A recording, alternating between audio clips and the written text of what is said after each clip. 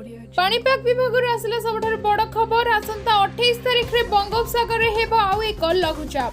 अधिकांश जिले में वर्षार पूर्वानुमान। तेबे आसंतु देखिबा कोन रहिछि आकु नै संपूर्ण खबर।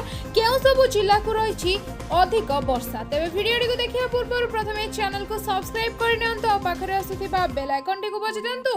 आपनक अंचल रे आज पाग केमिति अछि, वर्षा हेछि कि नै निहाती हमकु कमेंट सेक्शन रे जणांतु। आज राज्यर विभिन्न जिले में बिजुली और घड़घड़ी सह वर्षा हेबो। 28 तारिख रे भी बंगोपसागर एक लघुचाप क्षेत्र सृष्टि हेबो। यार प्रभाव रे 27 रु 29 तारिख मध्य राज्य रे अधिक वर्षा हेबो। लघुचाप प्रभाव रे 27 तारिख राज्यर अधिकांश स्थान रे हल्का रु मध्यम धरणर वर्षा होई पारे। आभ्यंतरीण ओडिशा रे बिजुली घड़घड़ी सह वर्षा हेबो। केन्दुझर और मयूरभंज जिले में प्रबल वर्षा हेबार संभावना रही। 28 तारिख रे मयूरभंज, बालेश्वर, जाजपुर, भद्रक और केन्द्रापड़ा रे प्रबल वर्षा होई पारे।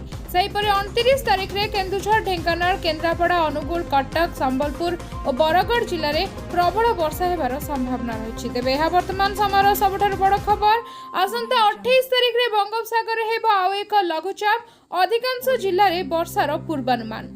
तेबे यह थिला पाणीपाग को नहीं वर्तमान रिपोर्ट बा वर्तमान अपडेट। यहाँ पर कौन रहे आगामी अपडेट आम नहीं आसबू नेक्स्ट वीडियो रे। से लगी चैनल से कनेक्ट हे रुहंतु। चैनल को सब्सक्राइब करके पाखरे आसुथिबा बेल आइकन टी को बजि दियंतु। वीडियो टी को लाइक कमेंट से निश्चित करंतु। से पर्यंत मु रहिली नमस्कार।